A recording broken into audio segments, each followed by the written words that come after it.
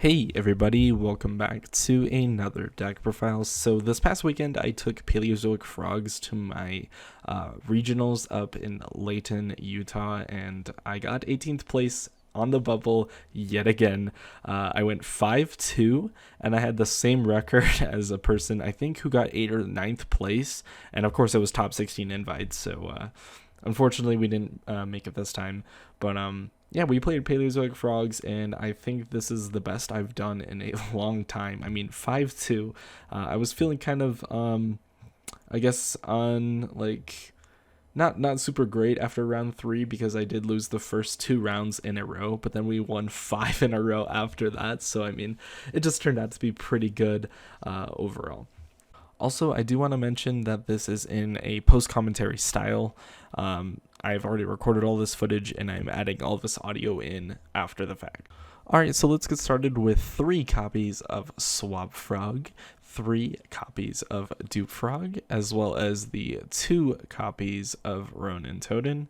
So these 8 frogs, there's nothing else you really need about them. They are all just fantastic, and yeah, it really kind of was a problem that I didn't draw Swab Frog pretty much at all today. Like, I think I drew it like maybe 4 or 5 games, like out of the entire event, as well as I drew Ronin Totem, like both copies of Ronin Totem, like I think 2 or 3 times, which was absolutely rough, and I just kind of had to scoop up those games. But I mean, other than that, these frogs are just amazing. Nothing else to really say about that. Moving on to hand traps, we played 2 copies of Ash Blossom and Joyous Spring, as well as 2 copies of Phantasme, and 3 copies of Infinite Impermanence. So these are, I mean, honestly, I thought that Ash was kind of like decent throughout the entire day. I think every time that I drew the Phantasme, I had a use for it, and the Infinite Impermanences, I went into this event thinking that they were going to be pretty much terrible, but actually they had probably the most use out of all of the hand traps put together. I think that they were probably the best card. So for our Paleozoic engine, I played 3 copies of Dynamiscus, 3 copies of Paleozoic Olenoides, and 3 copies of Paleozoic Canadia. So these were the only 8 Paleozoics that I actually played all day today, and it was a little bit like, I think these were the only ones that I needed. I was trying out Morella, and I just figured that Lost One is probably going to be pretty bad this format. Like, I didn't think it was going to be super great, so I just decided to cut it down to these 8 Paleozoic cards, and I kind of missed the other Paleozoic cards, but they weren't impactful enough for me to warrant playing them in this deck, so I think the 8 were just fine how they were. So for the rest of the normal trap cards we played 2 copies of a compulsory evacuation device, as well as 3 copies of Trap Trick. So Trap Trick just was 2 extra copies of every previously mentioned trap card in the deck, which was fantastic. And I think the Compulse was just fine at 2 copies.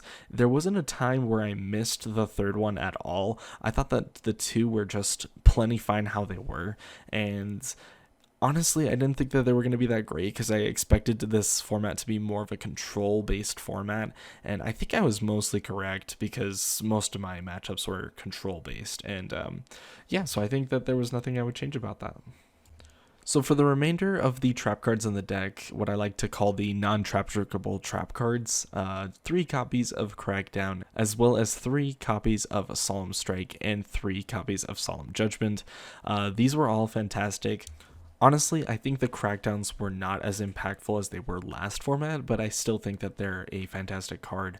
I wouldn't change it for right now, although as the format progresses, I might change these down to maybe 2 copies. Last but not least, we have our spell cards. So we played 1 copy of Scapegoat, as well as 2 copies of Duality. Honestly, these were great because the Scapegoat is just like an auto win button. Unfortunately, I only saw it once today, and it was against the Mermail player, and he had the Mizuchi, the spell negate, so it didn't do anything. And the Duality was great because even though it can conflict with Swap Frog sometimes if you have an extra water or can get to an extra water, I think that it didn't even come up, that combo didn't come up at all, so I think that it just worked for me to just see more of my Paleo cards, or to see like a Solemn Judgment or a Solemn Strike. like more often, and I think it was just fantastic. I will mention that at one point I did actually switch the phantasmes and the dualities for desires and extravagances, but I just don't think that they were good enough. I think if I had extravagances, I'd probably switch the dualities for it, and I would honestly keep the phantasmes in because they were just fantastic, and there was nothing I would change about it. Although you could just mess with the ratios as you see fit. I just think that having phantasmes and extravagances would be the like the perfect 4 cards for me to have. In fact, I might even just do like 1 Phantasme, 3 Extravagance. I mean, it's just kind of like, you know, you have to figure out those ratios for yourself. Obviously, I don't have the extra $200 to spend on Extravagances. I know it's kind of ironic since I'm playing ulti swaps and the Phantasmes, but like, I just didn't have the extra money at the time to spend on Extravagances, so I didn't play them. Moving on into the extra deck, obviously we were playing 3 copies of Totally Awesome. The third one doesn't come up super often, but it is nice to always have. We were playing 1 Anomalakaris, 1 Opabina, as well as 1 Raid Raptor Ultimate Falcon because we side Waking the Dragon. Anomalakaris and Opabina, I always, like, in testing, I always take them out, but then I just miss them too much, so I always put them back in. Anomalakaris is so good and it always puts in so much work, so I will never take that card out. Opabina is definitely one that you could experiment with. I think I didn't even summon it all tournament, but I know if I would have taken it out, I probably would have missed it, so it's always nice for me just to keep it in anyways. Moving on into Link monsters, we played 1 copy of Link Spider as well as 1 copy of Link Karibo. So the Link Spider didn't come up today, but that's okay.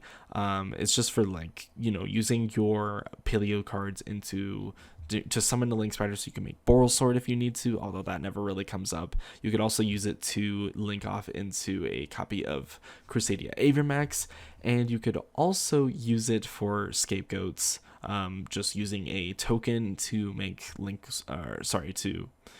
up into Boral Sword, which is pretty good. Although I didn't get to use that today just because I didn't get to resolve Scapegoat. For the rest of our Link monsters, we played 1 copy of IP Masquerena, 1 Security Dragon, 1 Nightmare Cerberus, 1 Nightmare Phoenix, 1 Nightmare Unicorn, as well as 1 Magnite Crusadia Avermax, and 1 Boral Sword Dragon. So Security Dragon didn't really come up today, but everything else here did. I wouldn't want to remove the Security Dragon from my extra deck, though. I think that all of these cards were actually fantastic. Obviously, Boral Sword is great, just being able to OTK out of nowhere. So for our side deck, we played 3 copies of Sphere Mode. I took these out instead of Nibiru's just because I thought that they were more impactful, as well as my normal summon wasn't super important in this deck. And I also played 3 copies of Mistake. Most of these were just for the Spiral matchup. Also, the Mistakes you can side in for a lot of other things, and just going first, you can just flip it over, and a lot of people just can't really deal with that, and I thought it was fantastic. We also played 3 copies of Evenly Matched, 2 copies of our Inspector Border, as well as 2 copies of Waking the Dragon, and to round off the side deck, we played 2 copies of Heavy Storm Duster.